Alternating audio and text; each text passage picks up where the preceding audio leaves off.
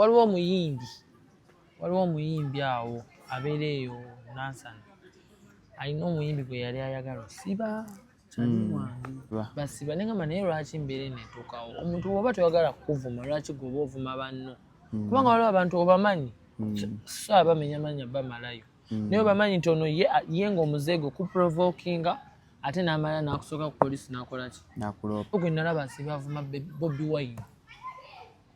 Wine ne Babby Kyagulanyi gye bali mubamanyi abaana bavuma Bobi awo nga baagala okutambuza ebiyimba biki oli n'avaayo ng'olusi kya album kye bambi kyamutuulamu ali awo talina next ne bwayimba tebikyanyuma akaddiye musajja mukulu mukazi mukulu ali eyo naye ng'ali ku Bobi Wine. Bobi Wine mulina okumugya mu luno olulyo lwammwe olw'obuyimbi yabalekera ka industry kammwe muvuye. Bobi Wine kati yafuuka presidential candidate oli kati mukulembeze ova ku muntu gwe balonda ova ku muntu akuba akaluna kitegeere naye nosanga akayimbiyimbi tekalina kiddako kakoneraawo kali embizi kefuula akasiraamu olusi si kasiraamu befuula abalokole si balokole befuula abalungi amazima tugamanya ate Safuka Mukama akebera mutima gwe weebuzaabuza naffe omuyimbi gwagamba tumumanyi gwakolya vidiyo gwe Safuka Mukama ate oli musiraamu amazima kyeki mu Luwarabu Rebecca gwe musiraamu amazima ki mu Luwarabu nagamba wayagala kusala kokka vidiyo njiina ng'ovuma omuyimbi tayoganye fesiso otegeera akakatoyo kaba kakutuusa nakati buno obudde nkulaba olina omuyimbi gw'otabukidde bwe musiraamu si musiraamu bw'ali embizi bw'ayamba bw'atayamba omuyimbi mwogera amanye mbu Safuka fe tujja kulya justice for Safuka wuliriza gwambanyize nagamba if the show fits where it nawe bakikwatako osobola okyetuuzaamu nze omuyimbi gwe njogera ku muyimbi yenna ali eyo akola ekyo akola ki gwe n'ovuma banno naye nga gwe olukuvuma oggulawo omusango gwe n'obeeraawo ku bantu naye nga gwe olubeera ku babo kiva ennyo gwe n'obeeraawo ng'omanyira abantu obageraageranya gundi amanyi okulya gundi tamanyi gundi amanyi oyimba kati ku luno gundi ayimbye ennyo gundi tayimbye nnyo kati gundi leero bamukubye embaga teyanyumye gundi nonono kino gundi teyawoomeddwa gwalaba buli kamu bannange mukendeze ku bimwa mutuuze ku bimwa byammwe ku miryango gyammwe mukole ku bibakwatako woba ng'oli eyo nyimba twagala nnyimba tetukyayagala ebigambo buzibu mwina bingi mwafuuka ba tikitooka nosanga omuyimbi wakabi okuza omuwa ekitiibwa oluusi omulabye nga omuwa respect nadda ku tikitooko n'awemula neyeweebula Nana Hub Mouthwash ly'eddagala ettuufu yennakakasa mu kujjanjaba endwadde z'amannyo musange mu famasi zonna nga bali wamu ne Chalkmail omutwe gukuluma musujja mugongo magulu oba teweewulira bulungi nywa Chalkmail okwongera amaanyi mu basirikale b'omubiri gwo okulwanyisa n'okutangira endwadde eddagala lya Chalkmail lisange mu famasi zonna lyakakasibwa ne NDA.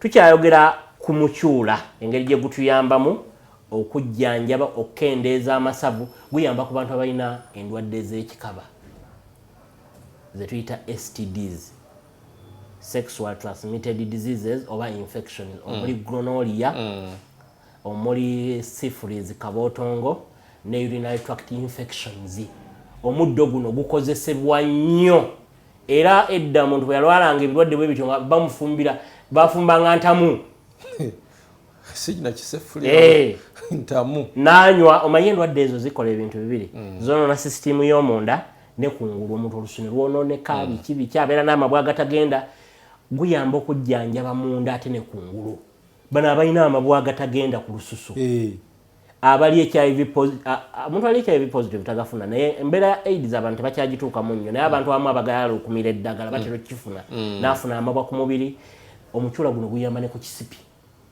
ne bafumba osekula ebikola by'omukyula bino n'okolamu paste n'osiiga wekikubye n'okunywa n'onywa mu nnaku ago abiri omanyi abantu bakuba kisipi asigala abasiiwa munda wasiiwa abamu basigala n'okubabuukirirwa okwo bw'okozesa omukyula guno mulungi nnyo ate ne ku mbeera eyo omuntu sigala nga omira eddagala naye gikozese nga supplement ojja kulaba nga obulamu butambula. Ekifuba kikulemeddeko kikusiiwa kiraakira tekikutuka obussa bubi naawe alina ssenyiga nga takuggwako kozesa Lugave cough and flu syrup. Ate gwe alumizibwa alusazi nga zikuyisa bubi ofuna ekikeeto oba gaasi mu lubuto gwekozesa Lugave alusa syrup musange mu pharmacy ne drug shops zonna lyakakasibwa National Drug Authority. The views and opinions expressed on this channel are those of the individual contributors and do not necessarily reflect the official policy or position of Shalom 256. Any content provided by our contributors is of their own opinion and is intended for informational and entertainment purposes only. We encourage viewers to conduct their own research and consult with qualified professionals before making any decisions based on the information presented on this channel. Safko Samairi ali Hajj. Safko Samairi. Anye das Safko oli musajja musiramu. Assalamu alaikum. Happy New Year. Na kama kula balastia. Nga bakakukyawa. Banango wamalako omwaka mu bukyayo nga bakukyaye. Bizibyo ngamba ni yachawo. Bakyalabo. Bani. Bakyalabo. Aze ni mwana muto. Kaviri keeko. Amina. Nekizigo kinoze. Bane bali kweyerusa. Tonja samira naawo. Oba kyekinde sawa n'ebintu by'okusoza soza. Shalom tugenda kukoba wano. Tugeza n'omumanyira. Dr. Safko owekizigo. Mwafuuka bavumi, mwafuuka basabuzi. YouTube okukikuba olina kubanga omanyi okusabula naye nga lwaki mutusabula. Welcome to Shalom 256 is happening tugamba kaswe ekigambo it is happening nya oli ku Shalom 256. Don't forget to subscribe and subscribe and subscribinga akade kaseku that you get notified each and every time that we upload. Yakanda bogusose yakafuna data yakazukire yalinga yafa yakafuna wifi nze Shalom Haddad Kawesi oli ku Shalom 256. Lero sirinzeka guest wange ye Dr. Safko bwe tugenda obanaye obalemba ku set sibakonze kamba ko ne bannaffe abalugave habo alusa syrup ngolina atanzibwa alusa olina ekikeeto olina heartburn olina ne bloating okweba jagala okwo ojjale alusa biganye empeke ziganye nkwanjuli abalugave habo alusa syrup na musange mu pharmacies ne drug shops zonna eziri mu Uganda akyagole buli we Uganda Ujanya Uganda ebituukira bagambe mumpe Lugave Habo Alusa Syrup akolya ddala ku alusa agalo musubula 0774 499894 0774 499894 ono syrup ne alusa elyo ddala. Dr. Safko ogamba otya? Jinjo ogamba otya? Ntwala musoko yoze yali exwo okufumbirwa. Ani? Yali mukyalawo. Gwe bakubye embage Bungereza. Ono bisi byayogera? Ngamungani goyogani bisi. Mukyala yali mukyalawo Joey. Bamukubye embage Bungereza. Embaga? Embaga. Bamukubye embaga? Mukazi munne yamukubye embaga. Bannange.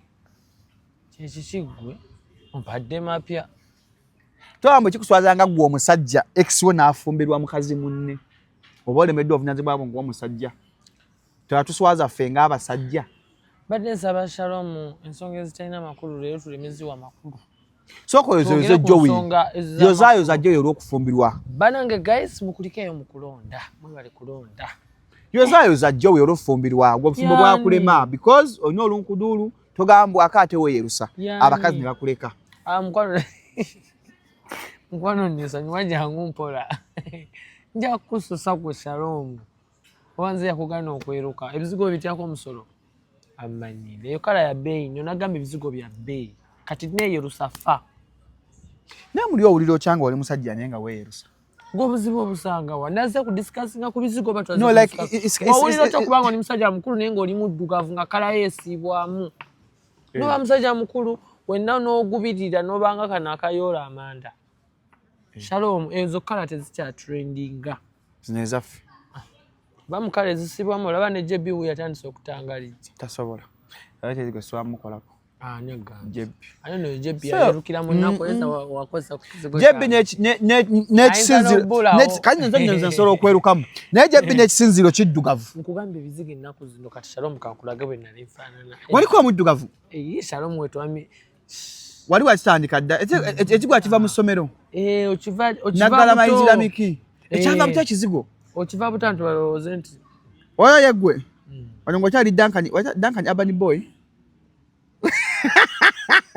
Wale itani yao. Duncan Urban Boy. Wanongo chasomera ku Mengo Hospital. Kese fuko walikuwa muto. Ati nali mulunzo ndo. Naye kuvadde okozesa nnyo editing waliwo filter. Obulungi bwo bwakwogerera. Obulungi bwo bwakumala kunnyonnyola. Obulungi bwo bwakunnyonnyola mpola. Gwe filter tozimanyi. Anze ndi muddugavu kakafo. Olafe ku YouTube. Nkulagirire app yo editing nawe njikuwe. YouTube yo giraba. Tokoye kukuba gafananyi gaddugavu nga n'ogaweza omuntu tayima. Jangu kuka app ako kali nawe editing ko nyirireko. Naye mwajagana okweruka. Mimote kikulu kuba stage zino. Olinga afuwe mindi. Njifuwa ni jjajjaawo. Akuba nti obukeba bujjuza mangu amalusu. Namba akendezeeko. Tomanyira nnyo naawe togenda kummanyirira ku channel yo. Nze nva nawe nembisa gwakolako YouTube nekulema. YouTube channel yakomawa. Naye mmwe kyeka Uganda mugiyita mmere. Chafu yakola YouTube channel sebo. Ngano maye kimusanyisa. Ngokuba ye abawa nino na borugamo nasale ekiramu. Saka tukwaniriza tugamba sefu kaze mu kantu akoze YouTube channel. Akantu nali nkasobola bulungi nnyo. Naye obuzibu bwange nina ebyo kwasaganya bingi. Ojja kwegendereza nina management erimu abayimbi abasooka mu babiri. Nze writer, nze producer, nze promoter, nze buli kimu nze ino batwala ku TV, nze ino bavuga. Kati ate nfuna obudde obukola YouTube content. Kati nawe muyimbi omupya. Ate nga nina n'okuteekayo content atambuza Dr. Sefuko nga brand. Kako Sham yatukubye koi. Anali ajatulye nawe koi. Yani? Koi. Kati salawo nga bulembiri koba nafumbye mmana mpya lero tomeza kutobeza kambeyo miss ngwe mpita sa ngomukka gosana ngegwenzisa nesha muweka nze tokiwulirangako so saka kumpemula gwe nga walaba n'ebizibu muganda munnange mwana wange boleka ekikigwe nga bintuukako bikutuukako walaba banno Shalom walaba banno kuba abamu abavayo ne babeera ku side yo yadde abamu tetwasobola kutuuka eri naye kati awo at least olaba munno ani asanyuse ani atasanyuse kubanga abaana beefula nti bakola content n'ebiba bya ddala ako kakulu nange nina okagamba nga kyaliwo awo wennyini Shalom njagala olabire eddala ani munno ani yaseka era abo bonna baseka tobatwala nti banno kuba aba yasobola oseka ng'oli mu nkomyo si aba yakusiba si aba yakusiba naye kati ekintu Shalom nze katola Shalom bwe bakusiba babanga basibye Sefuko lwansonga gwe nange mba mpulira nga tuli kyekyo saagala okipike nnyo Semaili kyekyo Shalom kyekyo abantu tutegeera nnyo bannaffe nga tusanyuse nga tufiiriddwa nga tuli mu nnaku ebiseera ebyo weetegereza nnyo omuntu Shalom ofunye emmotoka ani agenda okugamba Kongs kikulu nnyo olaba ng'ekirungi naye not entitlement kubanga eddiini egamba oba abantu bagamba yagaliza okole ki ofune ate munno omukabi ye munno ddala ate munno waba ali mu buzibu nawe kikkakatako okubeera mu ki buzibu so nowalaba so muyimbi wo Kakoshamu nawe teweefula nti toliwuliranga nako zenyuza n'okutema tteke kyokka tonawulirako oluyimba koyi banange ba YouTuber ne ba TikToker n'abo abeefula baserebu we mubanga muwulira omuyimbi nga mulesi muba mulina owuliriza ennyimba ezo ne mukwata erinnya lye ne mukwata n'ennyimba saka byakwebuzabuza ondeese okimanyi nina Sefuko management nina Kakoshamu Komoshamu mwana gwe beeramu Shalom olikyali wange nesaagala onkyanka Bobi Wine aye number 1 aye hey, we are bad man, we don't fear intimidation. That's why we still top up the nation from Dangala, Kamocha, where we came from. This is a new one for you. It is me, yes, Bad Sefuko, the multi-million Batman. Hey, big sight, it's a big light. I live that is just anang. Nego mubanda bane yatukubya akalulu. Yakoze yatukubya akalulu. Batya. Walonda? Walondera. Nalondirire wa Fox. Kyali kiwa mu Wakiso. Kibooka amaze ku kkubo obukofi benzi nali mukutya emidumu nga gitutunuddemu tinka ningamba bana tinka kiki walaiko bino ebimotoka binene biyitamu nga biriko bibanga bimajegere bino ebikola oluguudo nembuuza kiki kigenda mu maaso neweewuunya ensi neewuunye ningamba bannange naye anyways mukulikeyo mu kulonda ffe twalonda naye nze ekyanuma mu Shalom nga Dr. Sefu kutujjako internet nga tugenda mu kulonda. Wali ogyetaaga internet? Of course. Internet nze okubeera ne internet is a right. If you didn't know, it's your right to access internet. Si mu Uganda nalida government ya mu NRM gyokolera. Kiri mu constitution yaffe okuba mu temwagala mmanya mateeka. Ntekiriimu. Mwekiri. Nze nkigamba kubanga Safu oli wa NRM obadde mu PPDM. Mulimu Siri wa NRM, just njagala nnyo muzeeyi. Point of correction. Njagala nnyo His Excellency Joel Kaguta Museveni Judge Saabarangi. Wamulonda? Nyinza obutawa muzeeyi kalolo. Ate kati ennaku nga obadde otulaga oli wa nkyukakyuka. Nze naligambye ko ndi wa Nuupu. Sikigamba nga amagye binali nkyogedde. Just nayogerako ku buntu obutonotono obwaliwo. Segedde nga wona commentinga ku kintu ekyaliwo mu mazima gaakyo nga bwe kiri. Kye bayita bitter truth. Amazima agakaawa. Kubanga nali neebuuza lwaki bajja ku internet ye tebatugamba kuno okulonda kugenda kubeera nga kuli electronic nga kuli e-voting nga tulinamu use of batugamba bagenda kukozesa ku byuma bikalimagezi obuuma okukebera verifying abalonzi sikulondera ku online. Anti kati obuuma obwo bwe kimanye nti nabo bwetaaga internet somewhere somehow to operate. Kati ongamba otogyeko internet even when your machines that are going to help you exercise the election duties ate nazo zeetaaga internet. Number 1. Number 2, lwaki baselectingayo abantu nga bolaba nti Sheila Price, Shalom bo babeere live even during kulonda nga bo bali ku internet bali connected yet others are not connected. What was so exceptional? Are they above the law? Are they exceptional? Bo bebaani abo okubeera online when the rest of the country is offline.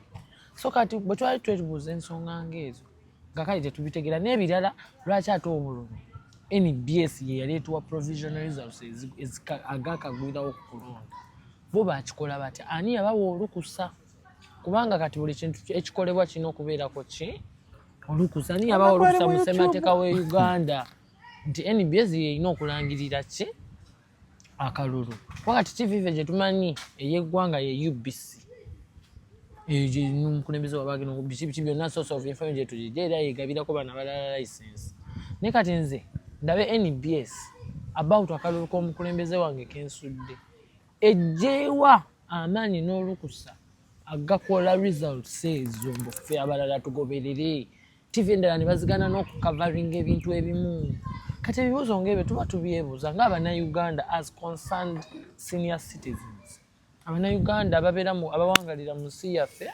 abazaaliddwa wano eno because I'm a Ugandan by birth nina olukusa n'obuvunaanyizibwa naye taatawo muyindi twakolako interview nga taatawo muyindi so jjawo amazigo tugende maaso twebuuza ebibuuzo ebyo. Kokomero ayamba okubisitinga community ng'olwalalwala abaana balwalalwala bakaba nadda ku masomero tokwata mwana ku parkinga kese nga temuli Kokomero Herbal Medicine musange mu drug shops ne pharmacies zonde by'Abannayuganda agala omusuubula +256 39 20 81 170 beba Kokomero bano omwana muteeke mu suitcase omwana naye ku ssomero amekulwalwala abenga asoma bulungi ddala. Chair bus asangibwa Busonde Mukono omusomi waddwa mupire ku simu eno oyogereko naye omugaye Seeka obulamu bulungi buyita buseeko 0782 36 75 99 oba 0752 74 3583 ajja banga akuyamba mpola. Sofuko nkula video zokola ennaku zino ngo olaga oli wankyukakyuka. Nsiri wankyukakyuka ekyo kitereeze point of correction nagambye njogera ku biriwo omanye eddiini yaffe tugamba olaba ekintu ekiriwo nga kibi kyogere mu Luwalabu eddiini yammwe ya Luwalabu dini ya Luwarabu. Tuogere mu Luwarabu. Kati eyo hadithi sigimanyi mbutuufu bwayo ate sagala kwokya. Kati kankuwa amakulu gaayo kuba hadithi sigijjukira bulungi. Bw'olaba ekibi tugeze osanze ebbyawo. Obukyafu tugamba obukyafu. Toyitawo buyisi n'ogenda. Either bw'okozesa emikono gyo obugyewo obuyolewo n'ekintu obuyiweyo. Bw'oba tosobodde kozesa emikono gyo kozesa omumwa gwo okyogereko bakigyewo oba kozesa amaaso go kozesa sensi yonna gy'olina ogyewo obubi obwo. Kati nze sigenda laba bibi biriwo. Ng'omunnayuganda awangalira mu ggwanga Uganda eyazaalibwa kuno mbirabe nga nina platform esobola obyadressing ate nsirike. Sigenda laba nti tunyigirizibwa mu ngeri emu oba endala nsirike.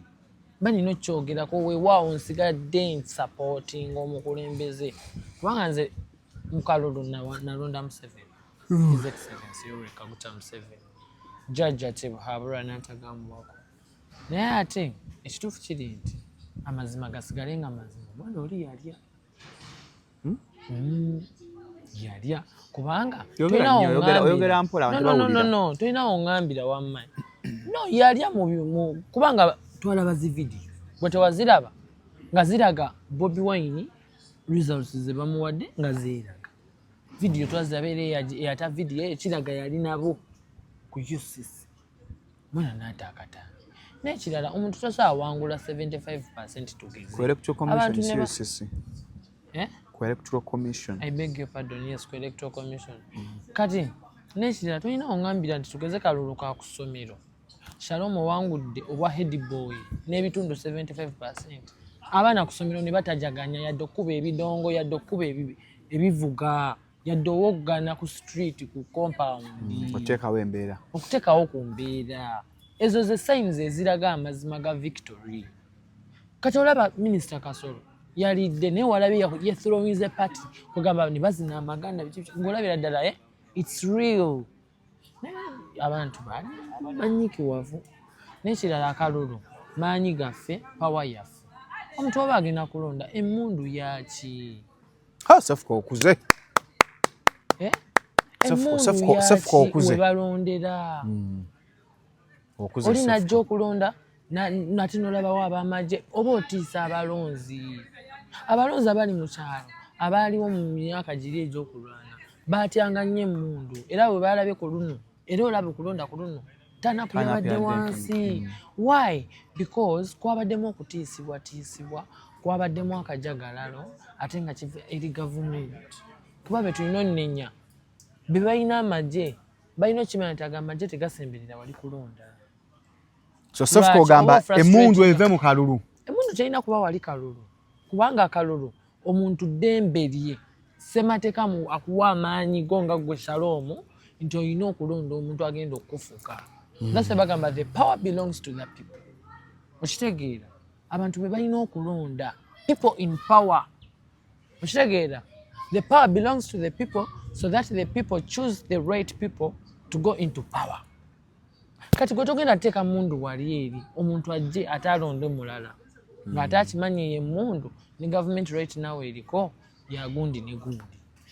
Era obanga agamba nti results zigenda beera biased eri oyo omuntu aleese awo emmundu kubanga kiba kiraze lwatu nti bw'otalonda ng'ogyeko mu emmundu biki ebibeera bitatambula bulungi mu campaign byewalaba ebyanyigiriza omuntu wa wansi. Internet bali tebalina gijjako kubanga tebalina nsonga zaali zigisako internet. Instead internet yali erina obeerako lwa nsonga yali egenda nayambako okumenya yali egenda kuyambako okugjawo okubuusabuusa mu kulonda kubanga mu kulonda twagala kye bayita transparency. When we look at transparency tolina ongamba ogenda kujjako internet ate ongambe nti you've been transparent. Why are you cutting off the communication? Okategeera because people have to communicate. Omuntu waba live ebeera real time kitegeeza agenda wali alonde nga tabbye. Ffenna tuba tulaba nti nno kyekyo ekiriwo. Naye kati wajjawo transparency oba otuleetedde okubuusabuusa results okiraba nti tali stations ezimu zaaliko magye. Tali centers. Oba tali centers. Zaaliko amagye. Kati onkakasizaawa. Tale abalira gamba we balonderanga. Polling stations. Kati tale we baabaliranga obuvudde eri ku different nawo wennyini nga tomala gagendayo naye ovidiyo obumu twagenza obulaba ng'ate awaali polling station ezimu DCR forms bazirwanira tujjukira akatambi k'omuyimbi Geoffrey Rutaya ng'alina bakutte nga babba obululu twalaba obutambi waliwo omusajja eyali atiikinga obululu nga bungi ng'abusuulayo eri kyajja kitya was it a pre-voting video bagikwatako olwo olunaku kyajja kitya kubanga kati ezo vidiyo zagenda ovaayo after kutuzaako ku intaneti kitegeeza it really happened in the past ebirala ebitatambula bulungi akalulu ako kali kabulamu transparency obwerufu kati anti TV ezimu bazigana okubeera nga zikwata ebintu ebibeera ku polling stations ebintu ebyandiyambyeko okubeera nga bitwongera transparency tugambe nti gundi side eri babba side eri tebabba side eno babba ate baali bazibitirira buki kati ekyo kyonna nekibeera nga kikuba ebituli muki n'ekirala akulira ebyokulonda Justice Simon Byabakama bamubuuzako ku TV nga twakava mu kulonda we batagenda langirira oba yali amaze I'm not certain but nalaba video nga bamubuuza districts zabadde mmeka ezalonze omukulembeze okufuna obululu obwo kubanga yali takinnyonnyodde wali bulungi ekibuuzo ne kimulema okulira otya ekitongole ky'ebyokulonda ebyobululu n'otuuka ne ku level esoma results nga tomanyi na districts mmeka zirunze nga tomanyi na regions mmeka okitegeera nga tolina ezo details facts zoyinza n'obeera nazo waneno ku tablet nga newoba toli certain osomako buki busome ku iPad you can't explain already tulaze nti ekitongole ekyokulira tosobola naku accounting for your results kati nzo nkakasa otya nti nzikiriza ebyoba olangirira okategeera if you can't account kubanga kati accountability tuba tugyetaaga togenda kungamba bugambi tigundi awangudde account for that statement wanje yes ugamba omulamu Justice Byabakama atule bizo kizavaawa I'm not being disrespectful I'm being genuine and real abai not to breaking it down kubanga there is no confidential there confidentiality there is no confidentiality I know quarter results natugamba nti we have 156 districts in Uganda for instance this district NRM yawangudde percentage bweti eno yawangudde bweti a total of these districts percentage eri bweti okusinzira bweti nabwe bati kiri bwekiti turn-up yabadde bweti abatalonze babadde bwe bati mu balonze basobodde okulonda ono n'obululu bwe buti okitegeera kwegamba n'obeera detailed bulungi nnyo omuntu n'omunnyonnyola from A to B to paka ku Z omuntu n'avaawo ng'ategedde naye gwe tosobola kuŋŋamba bugambi the districts ate n'ombuzaabuza n'ekintu ekirala okitegeera red flag number 1 red flag number 2 TV zino endala lwaki zo zaali tezikkirizibwa kukola bintu ebyo nga biri real time lwaki zaali zinapikinga kubali jukira TV weetuukira okulangirira results z'akalulu mu butuufu bwabyo walina okubaawo connection yawo tomala gagwa mu kalulu kakuno wakalabe kabadde kitegeeza batusalako tuleme kukola transparency yaffe tuleme kulaga byaffe tugoberere ki tugoberere bigenda obeera ku TV which TV already selected kati kiraga abamu ate ne batandika okugamba mu bululu jukira Bobi Wine ng'agamba nti results ze baagabye enfu era nanyonyola n'agamba ezo si ze DR forms okusinziira ye ku mawulire ge yali afunye ne fax ze yali afunye ze yali asuubira okuba nga zirangirirwa kituzeewo ku round table okunnyonnyola n'okwebuuza lwaki oli agamba afu ate nga ffe netulowooza ntuufu commission eyogera birala n'oli ayogera birala n'oli tulina omuwuliriza Machas abadde wa opposition Machas ne government yetaaga ruling people n'abaana bali mu opposition abawakanya abawabula kati ye nze nali nina omuwuliriza lwaki agamba nedda n'atuwa ensonga ze DR forms ze basoma afu kitegeeza baali balina already DR forms endala ezasomebwa ye mu statement ya Bobi Wine kitegeeza si bwe kiri wamma kakati nekituzeeyo ku round table no social media no other TVs to cover it's only NBS DR forms zino kiraga NBS erabika DR forms yali already ezikola ki ezina zebasoma no just tulowooza we are in assumptions atawanzibwa ekifuba we are assuming olina cough flu ne senyiga ne allergies ebyo nkwanjulira Lugave Herbal Cough Syrup afaana bw'ati genda mu pharmacy wa drug shops wagee mumpe Lugave Herbal Cough Flu Syrup bagenda mukuwa mwagala mugula mbungi kwa ku namba y'essimu eno 0774 499894 ajjanjaba ekifuba muteeke mu suitcase yomwe n'addayo ku ssomero balina ng'wakazuuka ku makyenjo nga zizibye kwesa Lugave Herbal Cough and Flu Syrup yakasipa National Drug Authority. Nakabye Dr. Sefukongo ovuddeyo oyogera ku bya Louis Light. Ani? Louis Light. Nabyogedeko. Ng'obyogera ku TikTok yo. Louis Light sinamwogerako just nakola video ne musaasira ate nensaba yene yamusiba. Tenisi namwogerako nti Louis Light. Nakyogera ku yango otabukidde abamusiba. Bani? Bakolya video eyo. Ate awo nali ku muntu mulala. Wali omanyi ndi ku Louis Light? Wali kwani? Nali ndi ku bano abasiba abantu ng'ate bo bakola bye babakola. Ani asiba ani? Kiringa nze bwe nasiba Rama. Okategedde. Sobola omukangamu ne mugamba gwe ngenda kusiba ne muwa intention tusu ne so amuteekayo musibirayo kusulayo. Nenga so mu discipline ng'omulaga nti eyakusinze abakola ki. Nakyo nali ngenda omukola ne yeetonda. Osinga Rama? Ate yeetonda awamati wagira video nga yeetonda. I was going to arrest him. Ate kati wakana ki. Rama mufumbo alina omukyala ewaka. Ate ku gwabakyala akulozaako yagenda yakwejjusa agamba ebyo tebikwatagana na kyenkunnyonnyola bw'oba ovumya omuntu n'omusalako ebigambo nakugulako omusango ebyobufumbo teeka wali otegedde waba bakuguddeko omusango oba oli mufumbo oba oli ki oba oli w'amagye no one is above the law. Do you think Louis Light deserves to be in prison? I don't think so. She doesn't deserve to.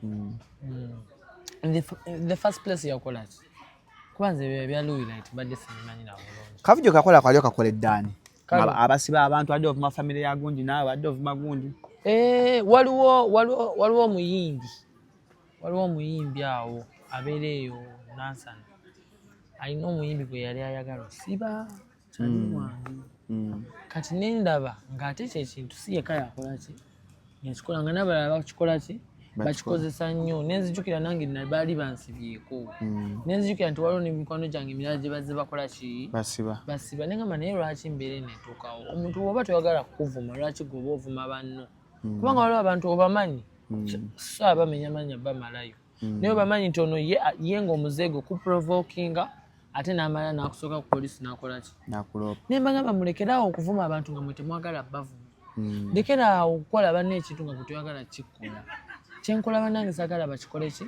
bakinkole kuba nawe gwoba okikoze naye aba muntu aba alina omuki nengamba waliwo gwe nalaba asiba avuma Bobi Wine ne Babby Kyagulanyi gye bali mubamanyi abaana bavuma Bobi awo nga baagala okutambuza ebiyimba biki oli n'avaayo ng'olusi kya album kye bambi kyamutuulamu ali awo talina next ne bwayimba tebikyanyuma akaddiye musajja mukulu mukazi mukulu ali eyo naye ng'ali ku Bobi Wine. Bobi Wine mulina okumugya mu luno olulyo lwammwe olw'obuyimbi yabalekera ka industry kammwe muvuye.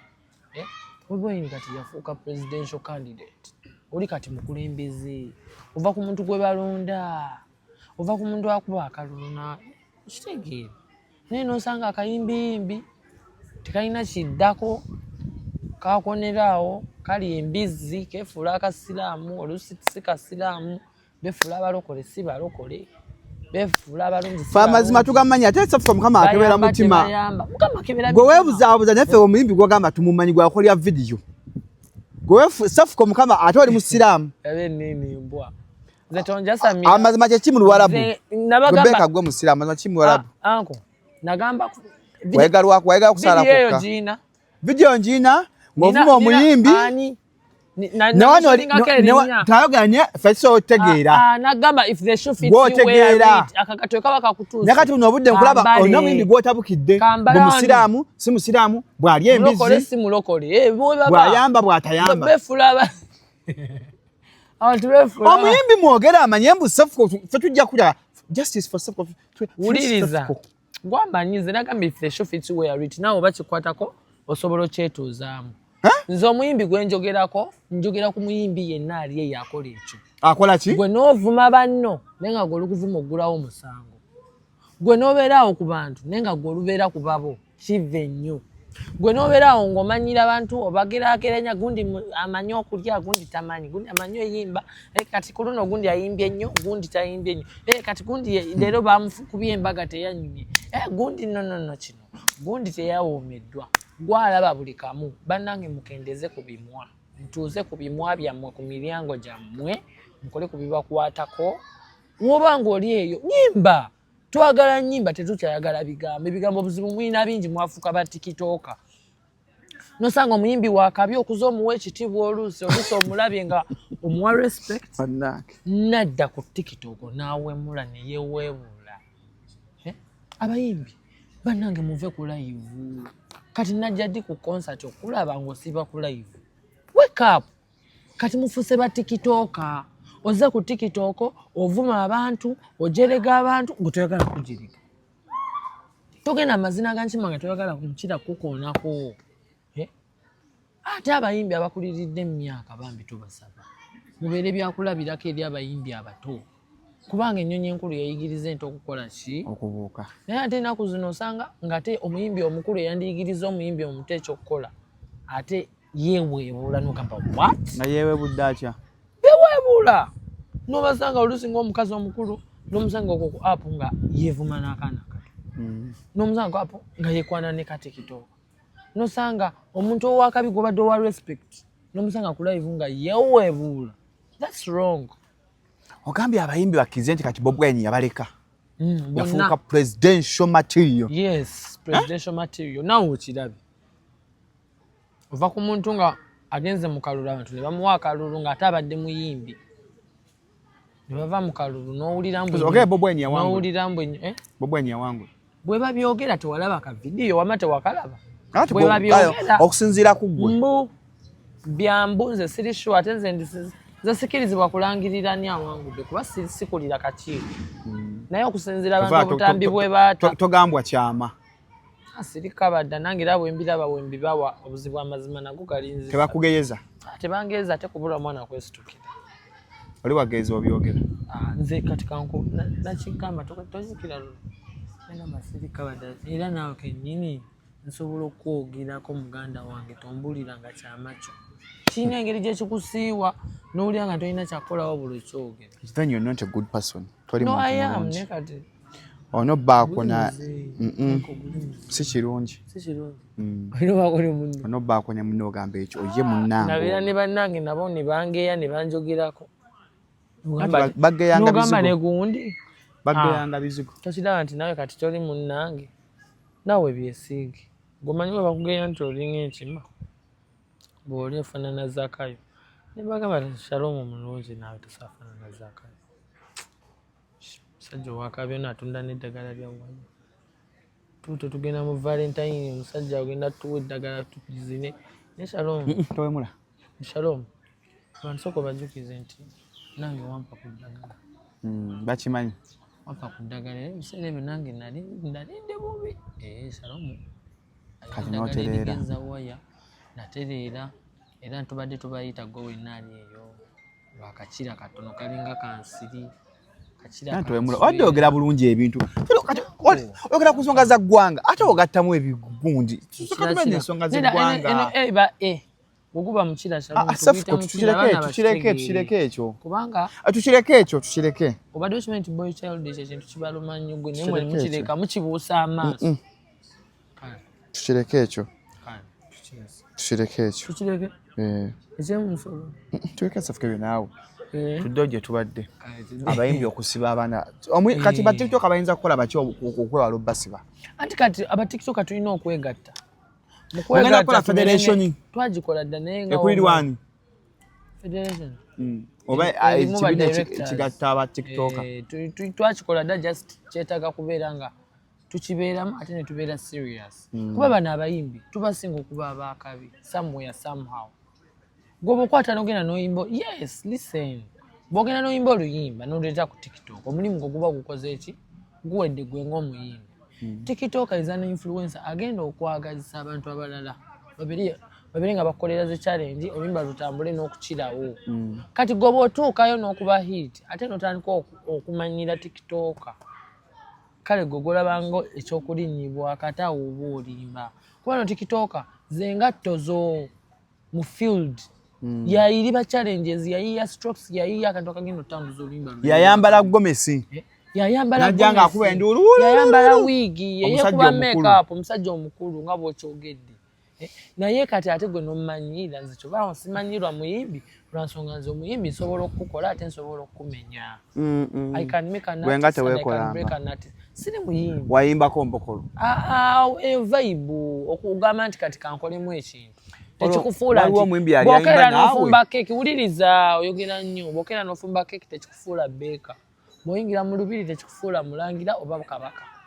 okubulirana si kubulya okubwesooka si kubulya so wemba nayimba kwa si kibi because I'm a content creator okuyimba it's content okategedde walina omuyimbi gwalina kasitaawo kana naawe n'akulaakulana wali omusibye which is okay anti nze ndiko mikisa buli abeera nange akikuba buli abeera nange akikuba nga muku music yakulemerera kati tomumanyi mumanyi kubanga gwe temba nekugamba tikati njagala music way njagala osooka omumanyi omuyimbi aba tatunda music asooka tunda kifaananyi nalinnya kati ebisigadde music owuliriza lwampaka era oluyimba lwo lumanyi kati kyalumanyi tolumanyi mumanyi kululu sina kayimba kamu okukemmanyi mumanyi kululu tolina kayimba gani kamu okukemmanyi yani ye muku music mumanyi kubanga ali ku gaali kati ate olaba Shalom omumanyi Shalom ne following ye nene joina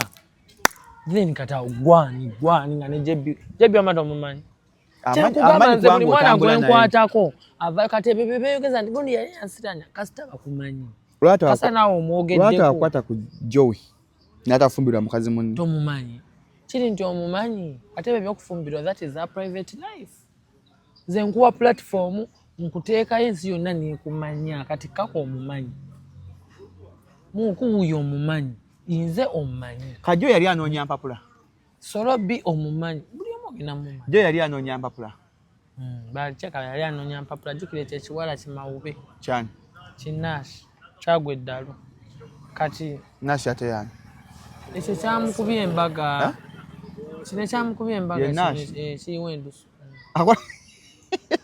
obadde tekimanyi akola ki ayiwa endusu akugumuka ekiro yali mukazi we naye yajjako ewange ne muzina mbali bagala bannange ne bajja ewakiso ne mbazina saba omukira tegukyayiika guveeko n'obalya tubike ku bigambo ex wange oba olina okudda ne gwofunye era nimbawaamu